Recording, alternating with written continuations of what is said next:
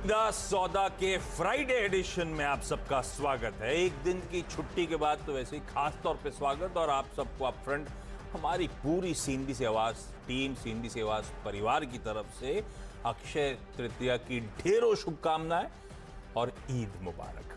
तो फेस्टिविटीज का दिन, इस दिन के लिए हमें अच्छा एक बात ध्यान रखना है, 2 दिनों के क्यूज डाइजेस्ट करने। वेडनेसडे को जब हमारा सेशन खत्म हुआ था उसके बाद यूएस मार्केट्स का ट्रेड था, वो ग्राफिक स्क्रीन पर आएंगे।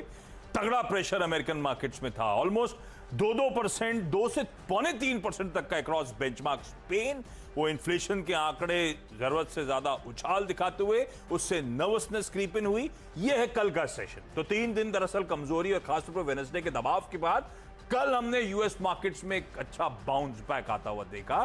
तो काफी हद तक वो जो वेडनेसडे का लॉस्ट ग्राउंड था वो कवर होता हुआ कल के ट्रेडिंग सेशन में नजर आ रहा है। एसजीएक्स निफ्टी इस समय आपको आपकी स्क्रीन पे दिखा रहा होगा 1.25% का उछाल। वैसे इस तरह की तेजी नहीं होगी। अच्छी बात यह है कि परसों पिटाई बहुत हुई एसजीएक्स निफ्टी में, आज पूरी तरह से रिकवरी के इंडिकेशंस। तो हम छुट्टी पे थे तो एसजीएक्स निफ्टी टहल टूल के वापस वहीं आ गया है।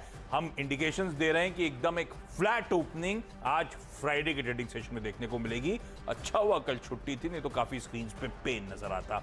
ऐसे में ग्राउंड और पिच हमारे बाजारों में कैसी है, नीरज जी समझ लिया जाए। Neeraj ji good morning. Good morning आशीष। और पिच और ग्राउंड दोनों स्लाइटली बेटर आप कह सकते दिख रही है। देखिए अमेरिका बाजारों में 3-4 दिन से खूब पिटाई हो रही थी, तो वहाँ पे एक बाउंस आता हुआ दिखा। इन्फ्लेशन नंबर बहुत ख़राब आया है, बहुत ही ख़राब नंबर है वो, बढ़ के बहुत ज़्यादा आया है, कई डिकेड में इतना बढ़ के आया है। तो वो एक चिंता का कारण था। इसीलिए हमारी जब छुट्टी थी उस दिन से पहले बुधवार की शाम को बड़ी तगड़ी पिटाई हुई वहाँ पे। उसके बाद कल का बाजार अमेरिका में थोड़ा बेटर इसलिए हुआ क्योंकि जॉब डेटा थोड़ा अच्छा आया। पिछली बार बहुत ख़राब आया था, इस बार वीकली जॉब डेटा थोड़ा सा बेटर है।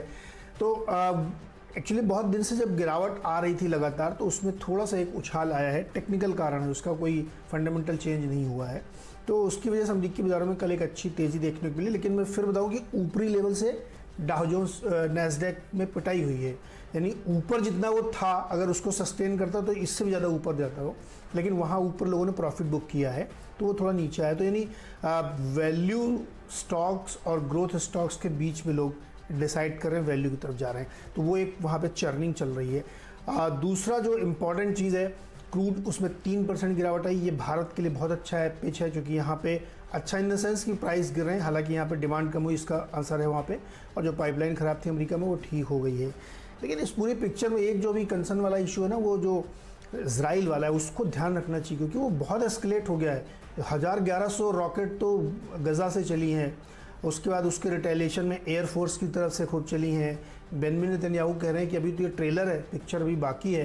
तो ये जो तरह तरह की बातें हो रही हैं ना, उसमें सारी गल्फ़ कंट्रीज़ एकजुट हो रही हैं। बाइडेन साहब कह रहे हैं कि रिटेलिएशन करने का पूरा हक है इजराइल को। ये सब बहुत आगे ना बढ़े, ये हम सबको कामना करनी चाहिए। लेकिन अदरवाइज बढ़ता तो फिर क्रूड के लिहाज से भी बहुत दिक्कत हो सकती है। थोड़ा सा जियोपॉलिटिकल टेंशन एस्केलेट हो रहे हैं, उन पे नजर बना के रखेंगे। लेकिन बढ़िया बाउंस बैक यूएस में होता हुआ। हाँ, एक इशू ये है कि इस बीच परसों का पेन और इन्फ्लेशन के आंकड़े, रिकवरी, इस बीच में डॉलर इंडेक्स और बेंचमार्क बॉन्ड यील्ड्स यूएस में ये जहां छोड़ के गए थे कुछ इंच अप हो गई हैं। खैर ये सब अपनी जगह, लेकिन स्क्रीन पर फ्लैट ओपनिंग के इंडिकेशन बढ़िया आते हुए। ऐसे में बाजार पे कॉल करना थोड़ा मुश्किल है सैंडविच सेशन को लेकर, कैसे अप्रोच करना चाहिए मार्केट्स को निफ्टी के लेकर खासतौर पर। लेकिन स्टॉक स्पेसिफिक मेरे ख्याल से कंफ्यूजन होना नहीं चाहिए। कुछ जगह Q4 के आंकड़े बहुत स्ट्रांग आ रहे हैं, बाजार मुझे को लगता है उन नंबर्स को ड्यूली रिवॉर्ड करता हुआ नजर आएगा। कुछ पेन पॉइंट्स हैं, अच्छा आउट परफॉर्मेंस के बाद रिजल्ट्स डिलीवर नहीं कर पाए, मुझे लगता है वो पॉकेट थोड़ा सा पेन में होंगी। तो इन्हीं पॉकेट्स को टैप करने की कोशिश होनी है आज की सीधा सौदा के लाइनअप में मेरे। तो एक मिक्स्ड रुझान है, खरीदारी बिकवाली दोनों के साथ कामकाज करने की कोशिश है। स्क्रीन आप लोग मॉनिटर करिएगा दिन के दौरान। तेजी तूल पकड़ी तो खरीदारी वाले स्टॉक्स पे और अग्रेसिव हो जाइएगा, बिकवाली वाले स्टॉक्स पे थोड़ा सा अवॉइड करना शुरू करिएगा। लाइकवाइज सेकंड हाफ में वीकेंड पे जाने से पहले अगर दबाव क्रीप इन हो रहा है तो सेल कॉल्स खुल जाएंगे आपके लिए। एचजी इंफ्रा, शुरुआत खरीदारी से कर रहा हूं, थोड़ा जाते आते पेन देके जाऊंगा। एचजी इंफ्रा पहला स्टॉक है, तो 330 के हाईज ऑफ हाईज 300 के नीचे इस समय कामकाज करता हुआ, और इस इंफ्रा कंपनी ने बहुत बढ़िया नंबर्स डिलीवर करे। आय 65% बढ़कर 1028 करोड़ रुपए की क्लॉक कर दी इसने। मुनाफा 51 करोड़ से बढ़कर 97 करोड़ रुपीस, 89%, 90% का जंप। अब कई लोग कहेंगे भाई पेन था इन कंपनीज के लिए पिछले साल मार्च क्वार्टर में, था ज्यादा था क्योंकि वो लॉकडाउन, नेशन वाइड लॉकडाउन का समय था। इस बार नेशन वाइड लॉकडाउन नहीं हुआ था, कुछ राज्यों से शुरू हुआ था इस क्वार्टर में। अब पेन और आगे हो सकता है। तो मैंने सीक्वेंशली देखा, मुनाफा 66 करोड़ से बढ़कर 97 करोड़ रुपीस, वो भी 50-45% का जंप दिखा रहा है। तो हर पैमाने पे नंबर्स स्ट्रांग थे, इसीलिए खरीदारी करने का मन। 300 का टारगेट नहीं दे रहा हूं क्योंकि वो नर्वसनेस क्रीप हो जाती है साइकोलॉजिकली इंपॉर्टेंट लेवल्स पर। तो 299 के टारगेट्स के साथ अप्रोच करिएगा, देखिए किस तरह से स्टॉक पैन आउट होता है, उसके बाद फिर फर्दर गेन्स के लिए ट्रेडिंग स्टॉप लॉस के थ्रू अप्रोच करेंगे। अगला स्टॉक एक प्रिंस पाइप्स नाम की company, Prince pipes and fittings. 600 plus के हाई से तो ये भी कुछ ऑफ हाई ट्रेड करी, लेकिन हाँ बहुत तगड़े रिटर्न से स्टॉक ने वैसे ऑलरेडी दे रखे हैं, लेकिन नंबर्स इसके भी बड़े स्ट्रांग हैं। आय में 75%, कुछ इनॉग्रेटिंग इनिशिएटिव्स का भी फायदा है, 75% का उछाल, 765 करोड़ रुपए पे आय पहुंची। मुनाफा 28 से बढ़कर 97 करोड़ रुपीस, 250% का जंप। और यहां पे भी मैंने क्यू ऑन क्यू कंपैरिजन करा, 47% का प्रॉफिटेबिलिटी में जंप। तो ये नंबर्स भी स्ट्रांग है। उन initiatives, x of those initiatives भी अच्छे लग रहे हैं, इसीलिए आपकी स्क्रीन पे बाइंग 585 के टारगेट्स के लिए यहां पे अप्रोच करें।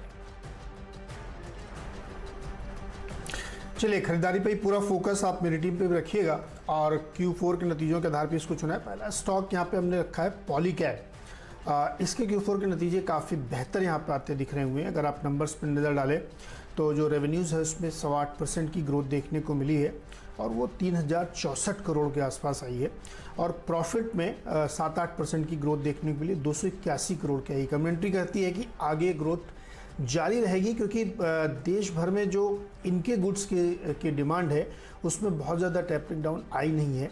लॉकडाउन था, उसके बावजूद जो है इन चीज़ों की सप्लाई बाधित नहीं हुई, एक्सेप्ट 1-2 स्टेट छोड़ करके जहाँ पे कंप्लीट शटडाउन था। अदरवाइज इनकी डिमांड में कोई दिक्कत नहीं दिख रही। तो पॉलीकैब नतीजे बेहतर दिख रहे हैं, सिक्वेंशियल ग्रोथ देखिए या ईयर ऑन ईयर देखिए, आपको बहुत अच्छे देखने को मिलेंगे, इसलिए यहाँ पे खरीदारी करके आप चलते हैं। साल दर साल अगर आप इसके आंकड़ों पर अगर हम नज़र ही डालेंगे तो रेवेन्यूज़ में 40% की ग्रोथ है ईयर ऑन ईयर और प्रॉफिट में 31% की ग्रोथ है।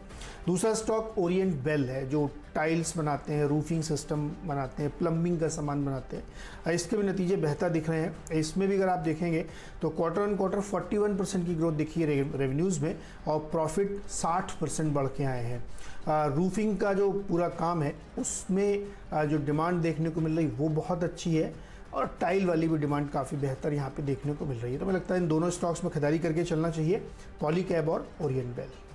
वाह, तो रिजल्ट्स पे फोकस मेरा भी कंटिन्यू होता हुआ। अगला स्टॉक है इंटरेस्टिंग स्पेस, दोनों स्टॉक्स इंटरेस्टिंग स्पेस से जो अच्छी मैसिव रीरेटिंग चल रही है। मैथन अलॉयज पहली कंपनी, 880 साल के हाईज, 800 के नीचे इस समय ट्रेड। प्रमोटर्स का हेल्दी 75% का स्टेक और तगड़े फाइनेंशियल्स। आय में 23% का उछाल, 500 करोड़ रुपए आए। एबिटा 106% का जंप, डबल हो गया, 107 करोड़ रुपए।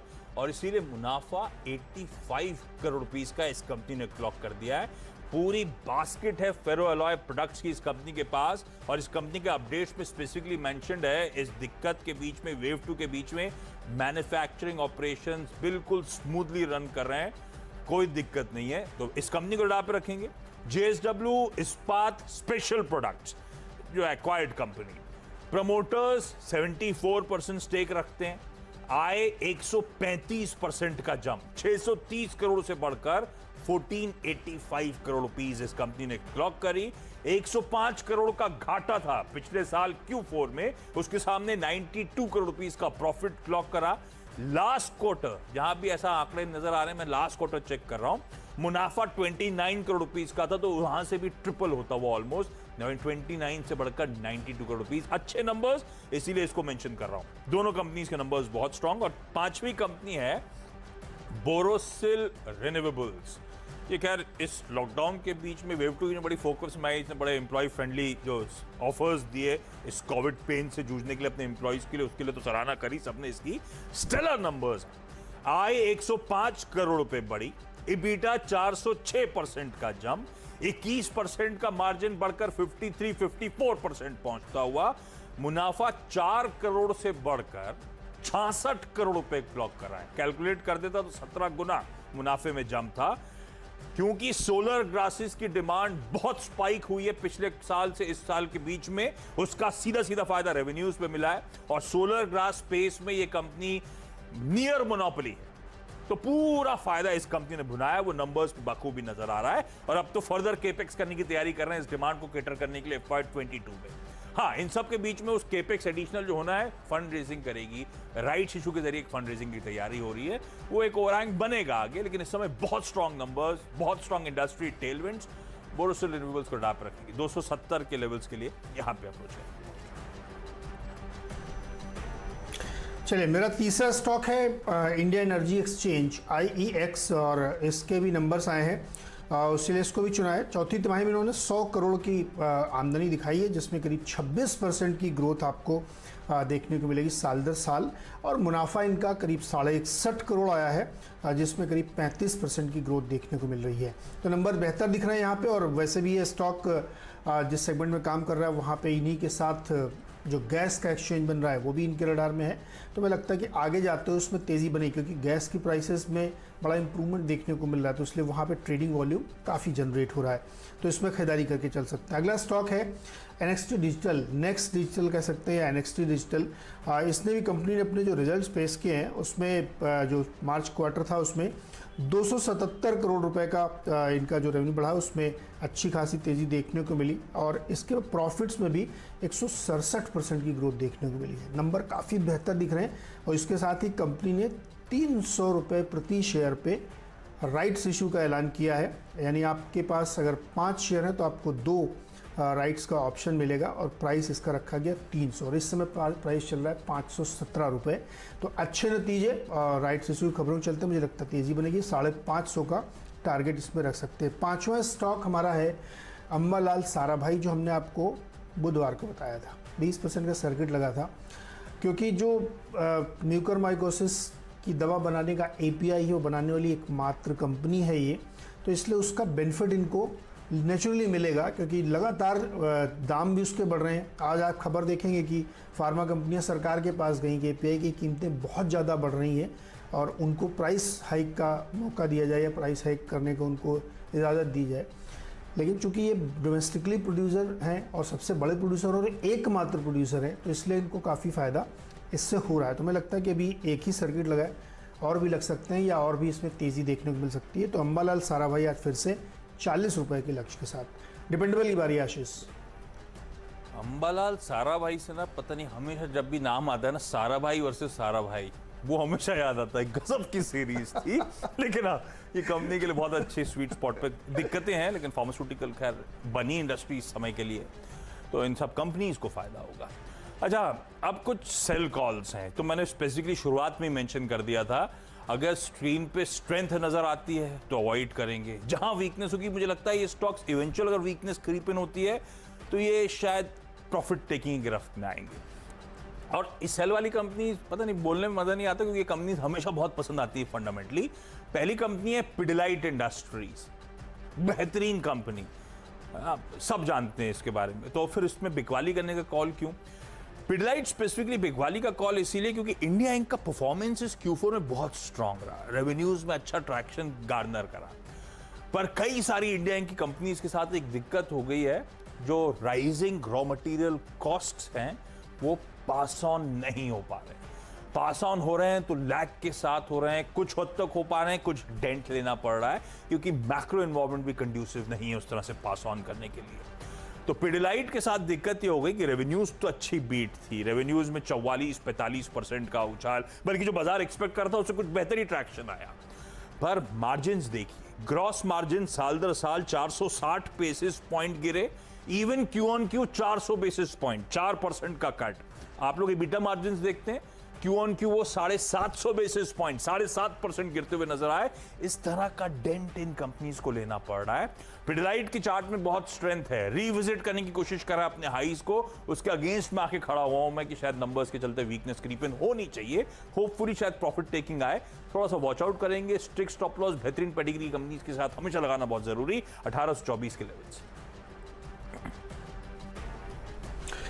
चलिए, मेरा डिपेंडेबल स्टॉक है आशीष टोरेंट फार्मा, और इसको हमने इसलिए लिया है कि इसने एलाई लिली के साथ एक लाइसेंस फ्री टाई अप किया है जिसमें रॉयल्टी नहीं देनी पड़ेगी और ये दवा बनाएंगे यहाँ पे। दरअसल एलाई लिली ने एक प्यूरिफाइड प्लाज्मा बनाया था ना, अक्टूबर नवंबर में लास्ट ईयर उसको अप्रूवल मिला था और उसका लाइसेंसिंग इन्होंने यहाँ पे कई कंपनीज के साथ करना शुरू किया है।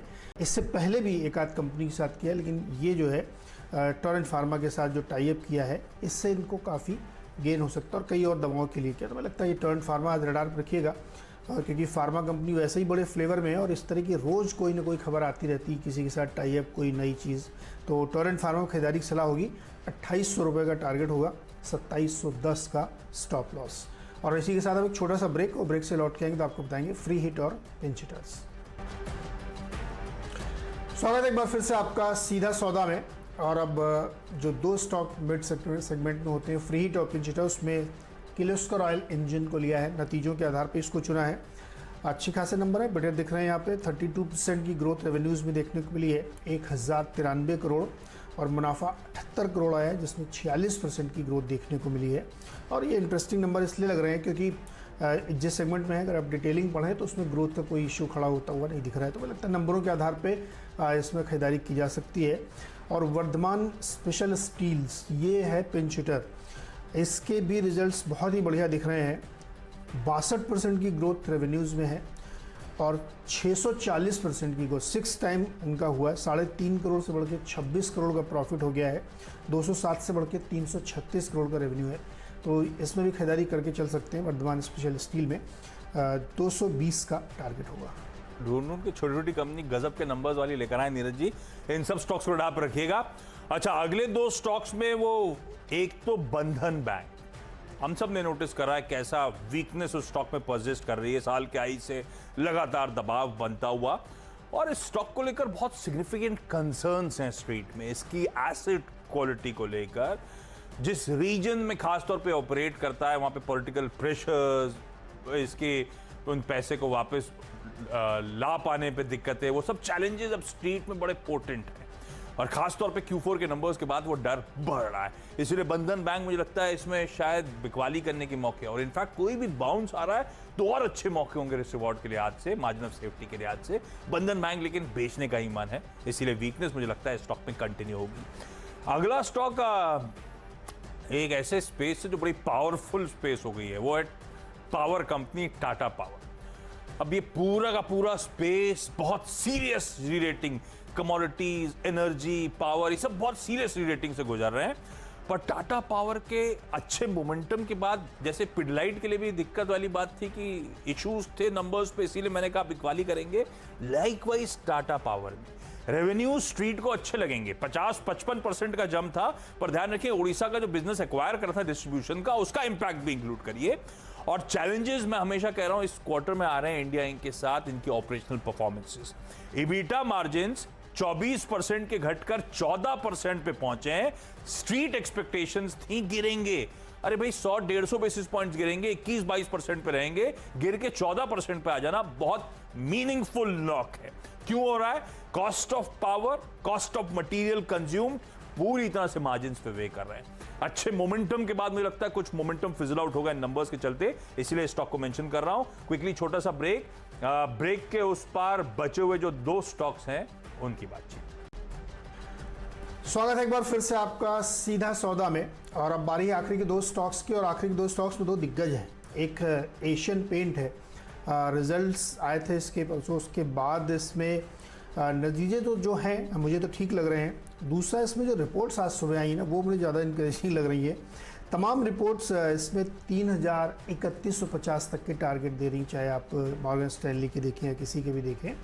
तो मुझे लगता है कि नतीजे बेहतर हैं और स्टॉक अपने ऊपरी स्तर से अच्छा खासा पिटाई खाने के बाद जिस लेवल पे खड़ा है, यहाँ से एक बड़ा बाउंस बैक बनता है। बहुत अच्छी पेडिग्री कंपनी, तो मुझे लगता है ये मौका होना चाहिए आपकी खरीदारी करने के लिए। इससे एशियन पेंट में मेरी लॉन्ग कॉल है। यूपीएल के भी नतीजे आए और ये नतीजे भी मुझे बेहतर दिख रहे हैं, नंबर बहुत अच्छे हैं। हालांकि मेरा सिद्धांत है कि जब बहुत अच्छे नंबर होते हैं ना तो पिटाई हो जाती है। जैसे कि मैंने उस दिन कहा था कि आपके बहुत सारे स्टॉक्स जो बहुत अच्छे रिजल्ट देते हैं उसमें पिटाई हुई जाती है। टाटा कंज्यूमर की पिटाई हुई, वोल्टास 4.5% गिरा, नंबर बहुत अच्छे थे। तो बहुत अच्छे नंबर होते हैं, लेकिन नंबर बहुत अच्छे नंबर के साथ साथ आउटलुक देखना चाहिए और उस सेक्टर में क्या डायनामिक्स चेंज हो रहे हैं वो जरूर देखना चाहिए। यूपीएल के लिए आगे का रास्ता बड़ा ईजी है, मुझे लगता है इसमें आप ट्रेडिंग बेट ले सकते हैं। खरीदारी के लिए सलाह होगी। आज का लक्ष्य होगा 710 रुपये।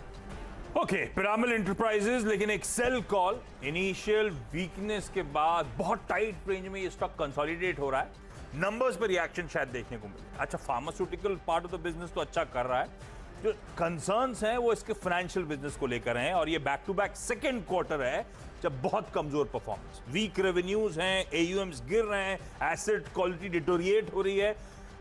ग्रॉस एनपीए 3.7% से बढ़कर क्यू ऑन क्यू 4.5% पे 80 बेसिस पॉइंट का डिटोरिएशन है। लाइकवाइज नेट एनपीए में भी दिक्कत वाली कहानी, इसीलिए पिरामल इस टाइट रेंज में कंसोलिडेशन के बाद हो सकता है कुछ वीकनेस क्रीप इन हो, और जाते जाते पॉजिटिव एंडिंग कर रहा हूं। स्टोविक इंडस्ट्रीज, जिसको मैंने परसों भी मेंशन करा था, नीदरलैंड बेस्ड प्रमोटर्स हैं, 71% का स्टेक है, बहुत सॉलिड नंबर्स आए, और जब मेंशन करा था तब महज 380 करोड़ के मार्केट कैप वाली कंपनी थी। मुझे लगता है ये मोमेंटम जो जनरेट हुआ है वेडनेसडे को वॉल्यूम्स के साथ, वो आगे भी थ्रस्ट जनरेट करेगा इस स्टॉक में, इसीलिए कंटिन्यू कर रहा हूं। मेरी 10 की टीम स्क्रीन पे दिखाइएगा। नीरज जी, बाय और सेल दोनों है, क्या पसंद आ रहा है? बाय के साइड जाऊंगा, और बोरोसिल रिन्यूएबल्स जो आपने लिया, एक्चुअली मैं थोड़ा सा चूक गया, नहीं तो मेरी टीम में होता। मुझे बहुत पसंद है कंपनी और रिजल्ट्स तो बहुत ही उम्दा है, और जिस सेगमेंट में काम करो उसमें तो कुछ कहने की ज़रूरत ही नहीं, अगले कई डेकेड्स तक वो बहुत मैटर करेगा। तो मुझे लगता है कि नतीजों के आधार पर और सेक्टोरली आउटलुक बहुत अच्छा है, तो बोरोसिल रिन्यूएबल में खरीदारी जरूर करनी चाहिए। आप मेरी टीम देख के बताइए क्या पसंद है। बच गया मैं, आप चूक गए तो मतलब एक अच्छी कंपनी टीम में आ गई, बोरोसिल रिन्यूएबल्स। मुझे तो वो साराभाई वर्सेस साराभाई, तो अंबालाल साराभाई, बढ़िया मोमेंटम। अच्छी भूले पिछड़े की जब पता चलता है कि ब्लैक फंगस वाकई दिक्कत वाली बात, इकलौती कंपनी एपीआई, इसने अपडेट जब शेयर करा था, ये स्टॉक अभी रुकने वाला नहीं है। लेकिन हाँ, ट्रेडिंग का बेट होगा। मुझे लगता है अपमूव एंट्री मिली तो अपमूव जनरेट होंगे, लकी हुए आप तो अच्छे खासे रिटर्न से स्टॉक कमा के शायद देता हुआ नजर आए। क्विकली आज के सीधा सौदा का लाइनअप स्क्रीन पर दिखा दीजिए। बाय और सेल दोनों है, लेकिन शुरुआत कुछ अच्छे नंबर्स के साथ करी थी जहां पे बाइंग का कॉल है। एचजी इंफ्रा आय में 65%, मुनाफे में 90% का उछाल। प्रिंस पाइप्स खरीदने का मन, क्योंकि आय 75% बढ़ी, मुनाफा 250% का जंप दिखाता हुआ। लाइक टू लाइक कंपैरिजंस भी बुरे नहीं है इस कंपनी को लेकर। माइथन अलॉयज, जो कि पूरा फेरो अलॉय प्रोडक्ट्स की बास्केट ऑफर करती है, बहुत स्ट्रॉन्ग परफॉर्मेंस। प्रमोटर्स का 75% स्टेक अच्छी। जेएसडब्ल्यू इस्पात स्पेशल प्रोडक्ट्स, बढ़िया परफॉर्मेंस। प्रमोटर्स का 74% का स्टेक। लॉस 105 करोड़ का, उसके सामने 92 करोड़ रुपीस के प्रॉफिट्स क्लॉक करे। बोरोसिल रिन्यूएबल्स स्टेलर परफॉर्मेंस, जो सोलर ग्लास की डिमांड बढ़ रही है और इसकी जो नियर मोनोपोलिस्टिक पोजीशन है उसका बहुत फायदा इस कंपनी के नंबर्स में आपको नजर आएगा। डिपेंडेबल के तौर पे पिडिलाइट था, लेकिन वो एक नंबर्स के बाद शायद कुछ वीकनेस क्रीप इन हो, मार्जिन्स पे तगड़ा डेंट। बंधन बैंक, इसकी शायद वीकनेस जो है वो परसिस्ट करे। कंसर्न्स बहुत हो चुके हैं इस बैंक को लेकर, जिस ज्योग्राफी में ऑपरेट करता है, जो प्रेशर्स ये झेल रहा है। टाटा पावर, बहुत सीरियस नॉक इस कंपनी के मार्जिन्स पर। ये सब कंपनीज के लिए बहुत दिक्कत हो रही है एडिशनल कॉस्ट को पास ऑन करना। पिरामिड एंटरप्राइजेस, फार्मा बिजनेस तो ठीक, रियल एस्टेट फाइनेंशियल बिजनेस जो है उसमें बहुत स्ट्रेन नजर आ रहा है, एसेट क्वालिटी वीक और back to back second quarter weakness का। स्टोविक इंडस्ट्रीज, ये परसों का ट्रेड कैरी फॉरवर्ड, बहुत स्ट्रॉन्ग नंबर, सॉलिड पेरेंटेज। बाजार मुझे लगता है यहां से और सॉलिड रीरेटिंग स्टॉक की करता हुआ नजर आएगा।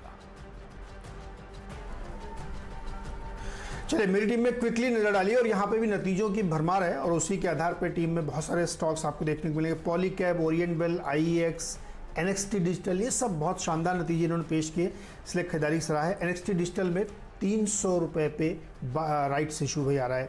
अंबालाल साराभाई दवा बनाते हैं एपीआई, और उसके लिए इसमें खरीदारी की जा सकती है। टोरेंट फार्मा को एलाई लिली की तरफ से एक रॉयल्टी फ्री कॉन्ट्रैक्ट मिला है दवा बनाने का, वो फ़ायदे में है।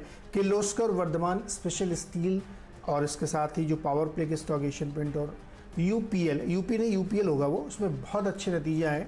तो जिनके नतीजे अच्छे वहाँ पे खरीदारी की सलाह है।